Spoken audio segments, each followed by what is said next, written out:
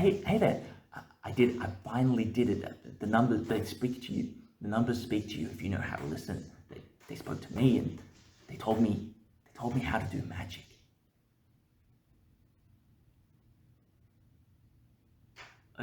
Okay, I should explain. Last week, I brought goblins to a 7-point Highlander event. The deck had power, so much power, but I just couldn't consistently access its strongest plays. It was shocked, frustrated. It's right there. I just needed to unlock it. I went back to the original list that I net decked from, and it started getting clearer. See, Luke's list was all about deploying these powerful 3-drops ahead of the curve, and I did the maths. I wanted to see how much more consistently his deck could do it. After a couple of days' work and minutes spent doing calculations, I found this website that does it all for me. Luke's deck, by my count, has 6 accelerants and 5 powerful 3-drops, which gives him a nut rate of about 24%.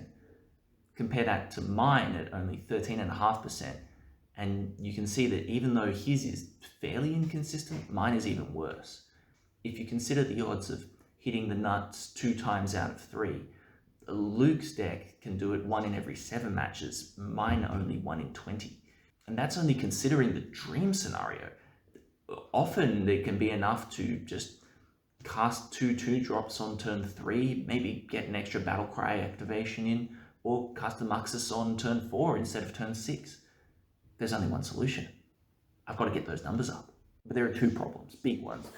See, most of the accelerants that I cut are green, which adding an extra color back into the deck makes it way less consistent, especially considering the Blood Moon effects I have in the sideboard now.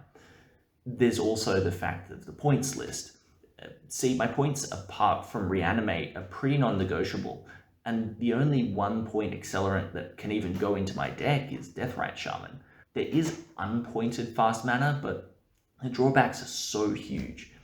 City of Traders and Mox Diamond both cost a min and are reserved, which would cost me an extra point since I'm on 8. There's Chrome Mox, which costs me a card in my hand, but then there's Lotus Petal and Simian Spirit Guide, which are all single use. I could try adding more 1-drops to improve my odds of having a turn 1 play, but this is a format where 1-drops really struggle to stand up. You could look at Luke's list. His only 1-drops are either combo pieces or ways that give his decks the biggest blowout potential. There's not really much room to add stuff in there. But I have to pick something, and here's the thing. But I have to pick something, and here's the thing. Yes, most of these changes make my mid-game less consistent, either cutting off cards early or maybe giving me less good draw options in the late game, but I'm playing goblins. If my opening 7 isn't explosive enough to make TSA think twice, then I'm going to lose anyway, and if I can just blow up as quickly as possible, then they don't have a chance to make my mid-game matter. I think my only choice is to add green. Putting in Ignoble Hierarch and Once Upon a Time improves my nuts by 7.2%. I was also pretty underwhelmed by Baby Krenko, so I'm gonna put General Crete into his slot if I get the chance. I was looking for explosive 1-drops. Stadium Headliner really impressed me.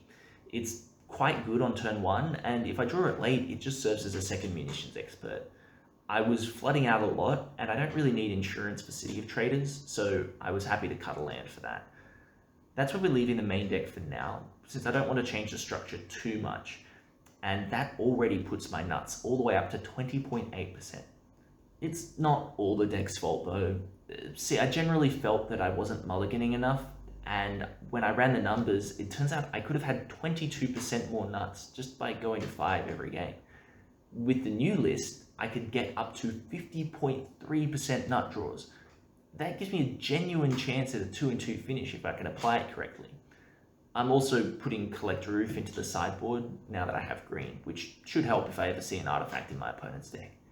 But, now that's out of the way, should really get some sleep.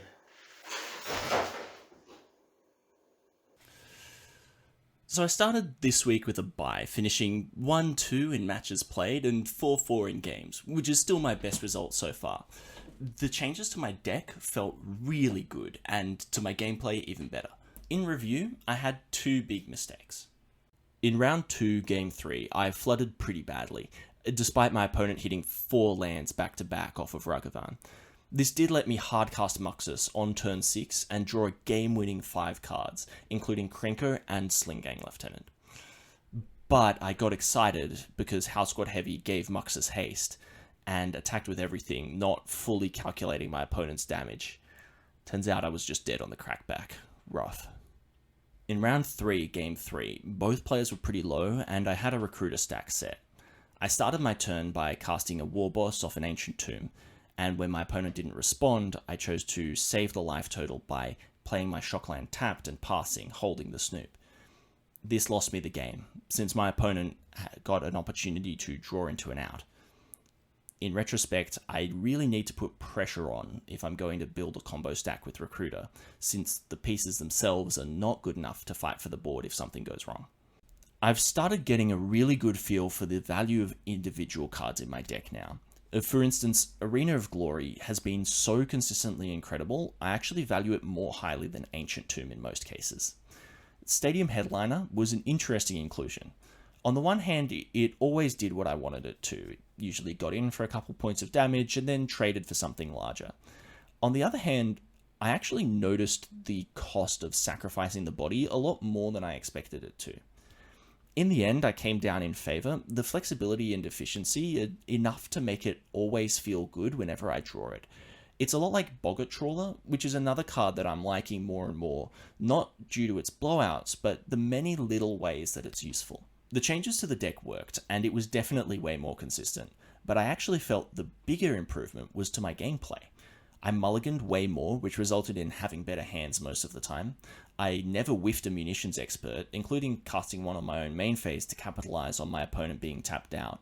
And I was also way more aggressive with my Recruiter, which resulted in winning with more combos. I went 3-1 in games where I did cast a Recruiter, and that one game I probably should have won as well. That said, some things could still use some work. I still don't count my opponent's damage in close races, and that impatience lost me a match I could have won. The sideboarding is also a pretty soft spot for me, and I often struggle to choose things to take out. My round 3 opponent also raised the opinion that I should probably be bringing in Hand Attack and Molten Collapse more often, and thinking about it, I definitely see his point. If I keep only pressuring my opponent's life total post-board, it makes me a much easier target, when I could be pressuring their resources like their hand or battlefield. All in all, I'm feeling good this week. My deck feels better and better, and I grow more fluent in Goblin with each passing day. So until next time, good luck, have fun, and may the best wizard win.